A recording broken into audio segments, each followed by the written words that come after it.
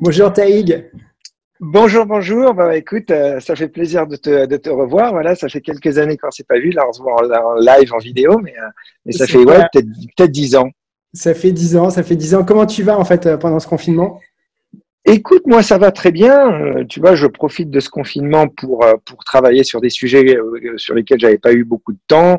J'avais commencé à écrire un livre, donc je commence à écrire là-dessus. Et finalement, même en termes de design, de vision, de produits, etc., ça se permet un peu de se poser et voilà, et travailler. Et après, même dans ce confinement, heureusement, pour des boîtes qui, on va dire, qui sont digitales comme la mienne, on se repose pas, on travaille tous en télétravail, etc.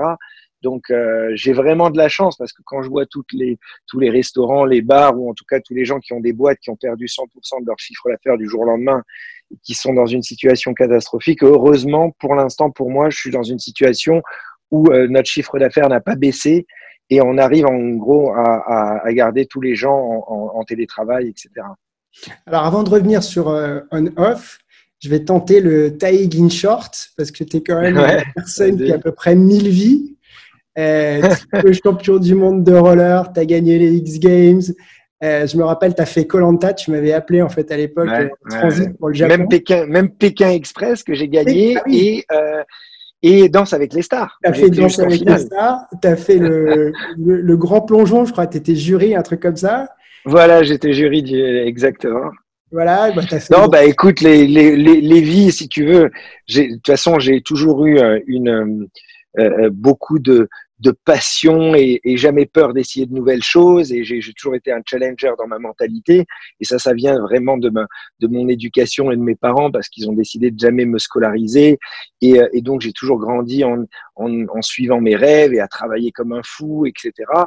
Et donc la première passion, voilà, c'était le roller. Alors c'est pas tout à fait vrai parce que même avant, quand en parallèle du roller, je m'étais mis à la magie quand j'étais plus jeune et j'étais un magicien professionnel à l'âge de 18 ans. Ça m'a beaucoup servi. Tu sais ce qui est drôle, c'est que quand tu fais de la magie pendant des années, tu automatiquement, tu sais gérer l'espace et la discussion avec les gens et l'attention des gens. Parce que un magicien, au-delà de la partie technique, il doit gérer parfaitement le moment où il va accentuer l'effet ou le ralentir et l'accélérer là où il y a des choses qui marchent moins bien ou qui doivent pas se voir. Et donc finalement, quand j'ai commencé à pitcher le produit pour ma boîte, j'ai commencé à le faire comme un magicien qui fait des tours de magie. Je le faisais exactement pareil, où je faisais monter en scène le pitch, etc. Et c'est pour ça que je suis devenu un bon pitcher.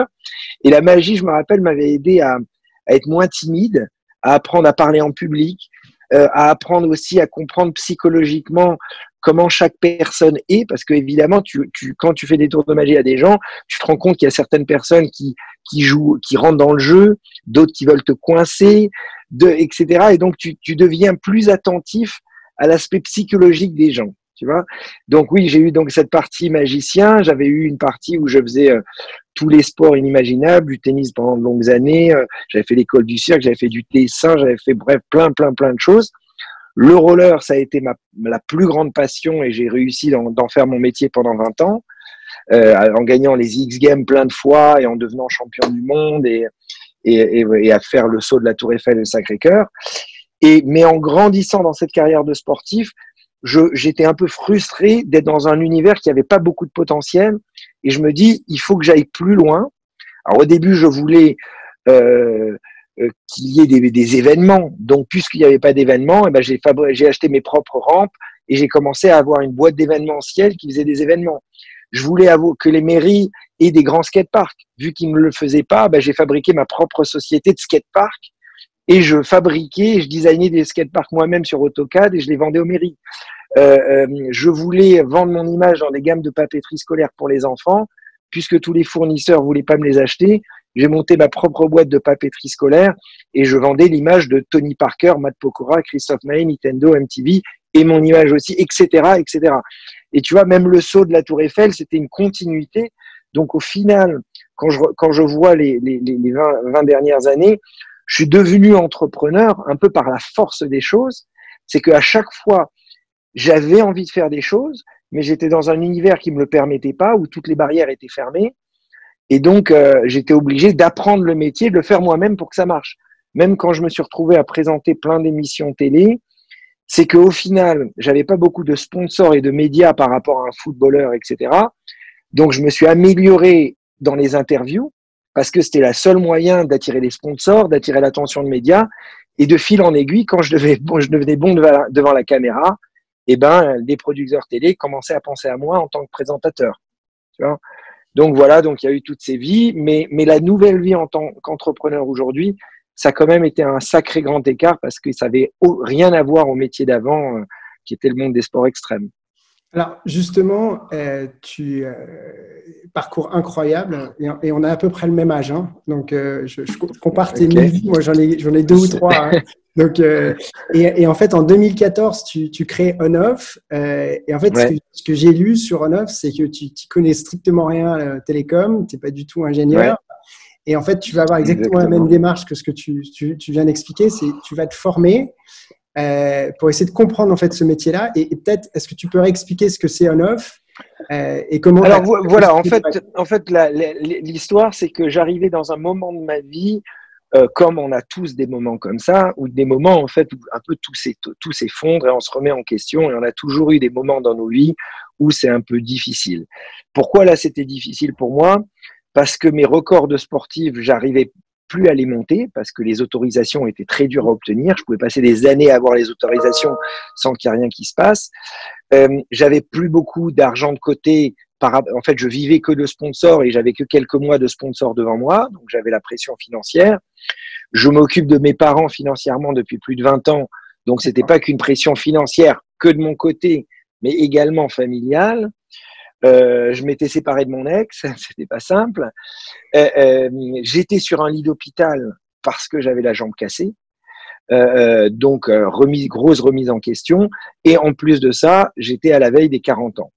Donc si tu veux, tout réuni ensemble, mon ex qui me quitte, sur le lit d'hôpital, la jambe cassée, près des 40 ans, la vieille vie en tant que sportif qui s'arrêtait, etc. Et donc là, je me suis dit, qu'est-ce qui a été dur dans les 20 premières années dans mon monde de sportif? C'est vraiment le fait que je n'étais pas dans un grand univers, dans un sport qui était beaucoup plus dur que les autres. Donc je me suis dit, il faut que je monte ma boîte, mais je vais choisir, je vais pas faire deux fois la même erreur, je vais choisir une industrie où il y a un gros potentiel. Parce que je me suis dit, ok, j'y connais rien, je pars en bas de l'échelle, mais en réalité, je vais apprendre pendant 2 ans, 3 ans, mais au moins, je serai dans une plus grande industrie. Peut-être je ne serai pas le premier mondial dans cette industrie, mais même en étant le 100e mondial dans le monde des télécoms, j'aurai une grosse boîte. Et donc, j'ai commencé à me dire, il faut que je trouve quelque chose là-dedans. Et j'ai fait l'effet inverse que beaucoup de gens, quand ils pensent à un projet, ils sont avant tout en train de regarder ce qu'ils savent, quelles sont leurs connaissances, leurs études, et ils essayent de trouver un truc comme ça. Moi, je suis parti d'une feuille blanche de l'expérience utilisateur. Je me suis dit, dans le monde des télécoms, dans un monde idéal, qu'est-ce qui n'existe pas et qui pourrait être inventé? Et l'idée que j'ai eue, qui était extrêmement simple, c'est de me dire, on a des téléphones tellement intelligents et tout est dans le cloud. Nos mails sont dans le cloud, nos fichiers avec Dropbox, nos musiques avec Spotify, nos films avec Netflix, bref, tout est dans le cloud. Mais notre 06, notre numéro de mobile, lui ne l'est pas. Lui, il est coincé dans ce petit bout de plastique qui est une carte SIM. Et j'ai commencé à me dire, mais attends, mais ça fait tellement un non-sens. Pourquoi quand je perds mon téléphone ou quand j'ai plus de batterie en soirée, je n'ai plus mon 06? Il faut que je reparte. Si je perds mon téléphone à l'étranger, il faut que j'attende de revenir en France, d'aller dans un magasin SFR ou Bouygues pour récupérer ce petit bout de plastique, pour récupérer mon 06. Je peux même pas réactiver WhatsApp, tu vois ce que je veux dire? Alors qu'un mail, je peux l'avoir sur le téléphone, une tablette d'un pote en 3 minutes parce que le mail est virtuel. Et donc, c'était un sort de ressenti de me dire, il y a quelque chose qui est très bizarre avec le numéro. Pourquoi le numéro est coincé dans la SIM alors que tout est dans le cloud? Et j'ai commencé à rêver, à me dire, imagine que j'invente une nouvelle technologie dans les télécoms où je mets le numéro dans le cloud, j'appelle ça le cloud number, ben ça serait une révolution dans le monde des télécoms. Parce que tu pourrais avoir 2-3 numéros, quand tu n'as plus de batterie, tu peux prendre le téléphone d'un pote et tu récupères ton 06, etc., etc. Et donc, ça, c'était la vision principale. Et comment j'ai fait après? d'une vision comme ça pour arriver à le fabriquer. Et c'est là où ça a été très dur parce que j'avais pas d'argent, j'étais tout seul, c'était le monde des télécoms, c'était très complexe. Et donc, il m'a fallu d'abord 2 briques pour arriver à savoir si c'était faisable. C'est d'abord trouver un ingénieur télécom, un chef architecte télécom qui me dise si techniquement et légalement c'était faisable. Et après, un opérateur télécom qui me donne accès finalement aux antennes des opérateurs et qui puisse me dire combien ça coûte pour fabriquer ça. Et donc, j'ai réussi à trouver ces deux, finalement, une société et une personne qui m'ont donné ça, mais ils m'ont tout de suite dit que ça coûte très très cher. L'ingénieur télécom m'a dit c'est 1500 € par jour pour me faire les analyses. Donc voilà. Et la société télécom m'a dit il faut payer 150 000 € pour avoir globalement l'accès aux antennes, pour qu'on te fabrique la technologie pour avoir l'accès aux antennes. Et après, il faudra nous payer 10 à 20 000 € par mois. D'accord. Mais ces deux interlocuteurs, finalement, m'ont dit que mon rêve était possible. Et là où j'ai une force, finalement, c'est que je suis quelqu'un qui voit que les solutions et jamais les problèmes. Et je suis un rêveur, donc je vois l'étoile au loin et je me cache jamais la tête avec la complexité pour y arriver. J'ai juste le rêve au loin et j'essaye au jour le jour d'avancer le maximum. Donc je suis parti bien en tête pour me dire ok, c'est extraordinaire, c'est faisable, j'y arriverai. Qu'est-ce que je dois faire tous les jours pour avancer. Et donc la première des choses, c'est de trouver de l'argent, parce que quand il faut payer 1500 € par jour l'un gars et 150 000 € pour le reste, laisse tomber. Donc, j'ai été voir d'abord des fonds d'investissement traditionnels en me disant, vu que je suis un enthousiaste, avec cette idée extraordinaire, ils vont se dire, on va te donner de l'argent direct. Alors, mais bon, ils ont vu arriver un rollerman en béquille qui leur dit qu'il veut créer un opérateur mobile mondial. Ils ont rigolé, quoi. Ils sont tombés de leur chaise. Ils m'ont dit, non, on va pas te financer, quoi. Tu vois, les fonds d'investissement, pour eux, je n'avais aucune légitimité là-dedans. Et ils avaient raison. Et donc, je suis parti dans une autre stratégie d'essayer de convaincre tout mon entourage, à commencer par mon chirurgien et son beau-frère et sa femme et mon comptable et mon avocat et les potes riders. C'est de la love money au sens large. Écoute, c'est là où je pense que mon côté magicien, quand je dis magicien, c'est d'avoir fait tellement d'experts dans les pitchs que j'ai su être à l'écoute de chaque investisseur, de les faire rêver, de les faire rentrer dans mon bateau et les faire croire en moi. Et donc, j'ai réussi à convaincre comme ça 130 personnes, un par un. Wow. Et ces 130 m'ont donné 10 millions. 10 millions Ah oui, 10 millions. Ah oui, d'accord. Et avec ces 10 millions, j'ai fabriqué l'opérateur mobile mondial. D'accord. Ok. Et donc, de cette belle aventure, en fait, aujourd'hui, tu en es où avec On-Off? Alors, finalement, plein de choses. Aujourd'hui, déjà, les fonds d'investissement, globalement, qui m'avaient, alors pas rigolé au nez, mais qui m'avaient clairement pas pris au sérieux au début, ont accepté de rajouter 10 millions d'euros de plus, mais 10 fois plus cher que la valorisation que je leur avais proposée.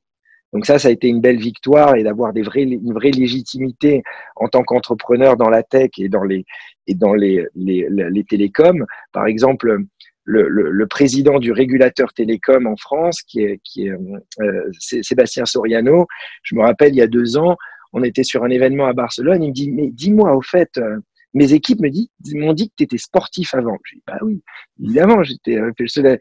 Je lui dis, mais pourquoi tu ne savais pas? Il me dit, non, pour moi, tu as écrit, c'est le fondateur d'On-Off.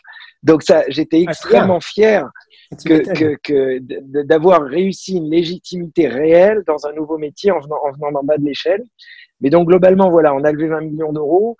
On fait plusieurs millions d'euros par an. On a atteint la rentabilité l'année dernière. Et comment dire, on a une équipe de 60 aujourd'hui.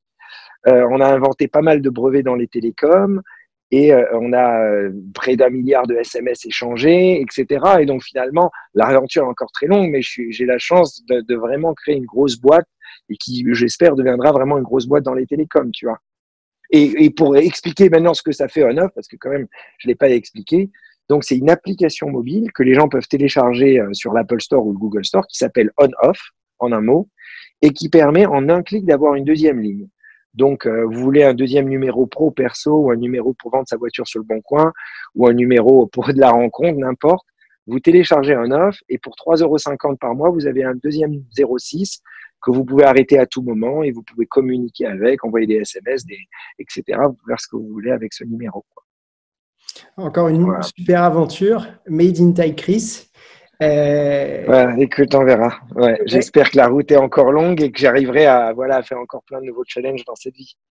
Et la crise, elle change quoi aujourd'hui pour toi? Alors, c'est-à-dire qu'à partir Alors, du 16 mars, il se passe quoi?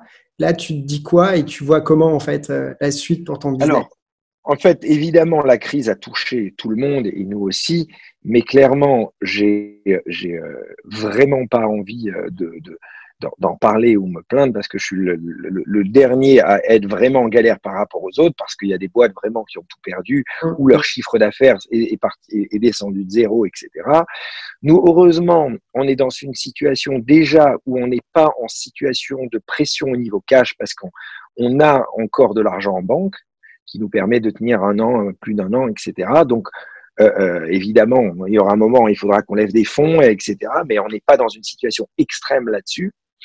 Et vu que tous les gens sont dans le confinement et doivent travailler de chez eux en télétravail, etc., notre chiffre d'affaires n'a pas baissé parce que plein de gens, surtout avec notre offre, on a une offre de business qui a carrément doublé le mois dernier parce que tous les gens qui sont en télétravail, ben, ils s'achètent un numéro business sur un offre pour pas donner leur vrai numéro pour communiquer.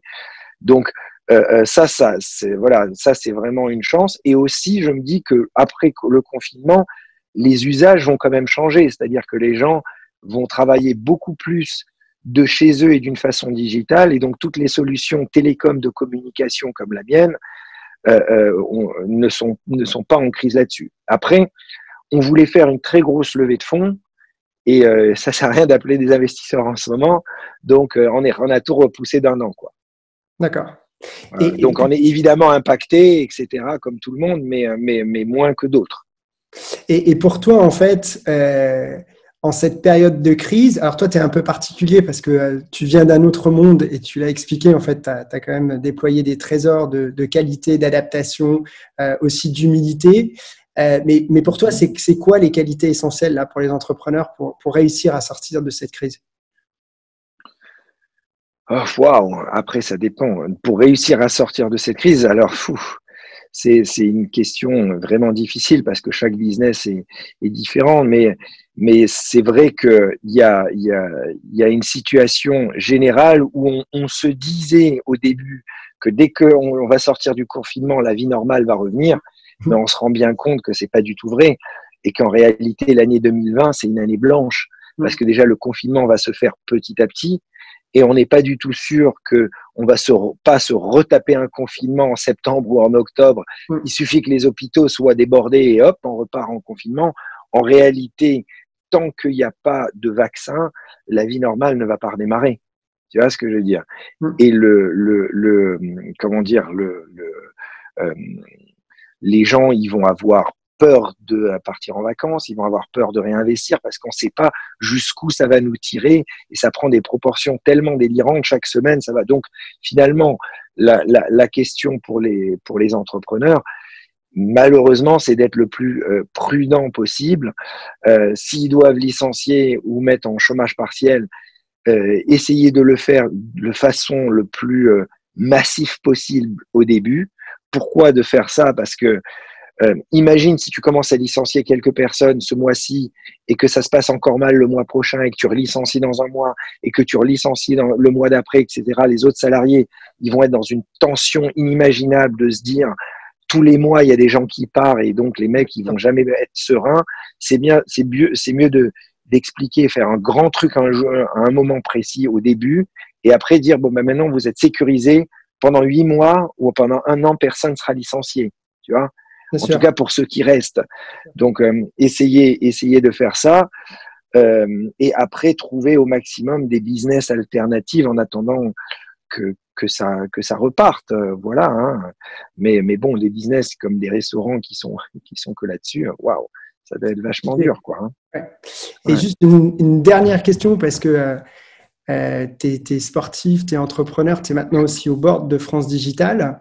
Donc, Ouais. comment tu vois l'évolution de l'écosystème Smart Startup qui était très, très euphorique avec des levées de fonds incroyables ces derniers mois, voire même ces dernières plusieurs années. Comment tu vois ça évoluer en fait sur les mois qui viennent? Alors, évidemment, le marché, il y a des gens qui disaient qu'on était dans une bulle parce qu'il y avait de l'argent facile à trouver, etc. Et il y avait des valos élevés et tout, et tout, et tout. Euh, Moi, je ne crois pas qu'on était dans une bulle. Je pense que les investisseurs et les entrepreneurs avaient raison d'accélérer autant et de vouloir être ambitieux et de vouloir lever beaucoup de fonds, etc., etc. Je regrette justement que cette crise va en quelque sorte restreindre le marché et en quelque sorte permettre aux fonds d'être plus négociants sur la valo, sur les quantités de fonds, en utilisant un petit peu la crise. Alors, je vais pas dire comme excuse. Après, c'est vrai que je les comprends. Parfois, si on investit à tout va et on investit des sommes importantes sur des boîtes qui sont pas très sérieuses, il faut que ça cesse et il faut investir vraiment sur des gens qui sont sérieux, etc. Mais même si en France on avait cette accélération et on levait pas mal d'argent, etc., d'une façon globale, je trouve qu'on est très, très, très frileux et on se donne pas les moyens par rapport à l'ambition qu'on essaye d'avoir et le challenge et l'importance de ce challenge. Quand je dis l'importance de ce challenge, c'est que les géants de la tech, les Amazon, les Google, les Facebook, les Apple, etc., ils ont pris en quelque sorte une avance pour les 10, 20 prochaines années. Donc, maintenant qu'ils ont pris cette avance et 10, 20 prochaines années, on ne sait même pas si on arrivera à les rattraper ou à les détrôner. Est-ce qu'on arrivera à créer un Google français demain qui sera au niveau de Google ou au niveau d'Amazon dans 10 ans, dans 5 ans? On n'en sait rien parce que peut-être l'avance technologique qui a été prise aujourd'hui sera irrattrapable par les autres et à moins justement que quelqu'un d'autre arrive à inventer en quelque sorte une technologie tellement déroutante et tellement nouvelle qui permet de changer le paradigme et de créer une nouvelle industrie qui prend du leadership. Mais donc, ce que je veux dire par là, c'est que j'ai trop peur que les entrepreneurs ou des investisseurs français ou les politiques en France essayent de voir de l'investissement juste comme pour créer des belles boîtes qui font une belle croissance, etc., et pas qu'ils voient la façon beaucoup plus grande d'essayer de sécuriser l'industrie de notre pays pour les 20 prochaines années ou les 50 prochaines années. Parce qu'une fois que tu as perdu le leadership, tu as perdu le leadership. Je te remercie, Taïg, à la fois pour ton enthousiasme. Et en fait, j'ai quitté quelqu'un de passionné il y a 10 ans. Je le retrouve aujourd'hui. C'est gentil. Ah ouais, non, je ne changerai pas pour ça. Encore plus, effectivement, d'expérience. Et c'est vrai que je te suis un peu, tu vois, sur On-Off. Je reçois aussi certaines newsletters de One Rack Time où parfois tu témoignes et tout ça, quoi. Et ça fait plaisir de voir des réussites comme les tiennes. Donc, je te merci. Bon courage pour la suite et encore merci. À très bientôt. Merci beaucoup, mec. Ciao. Salut.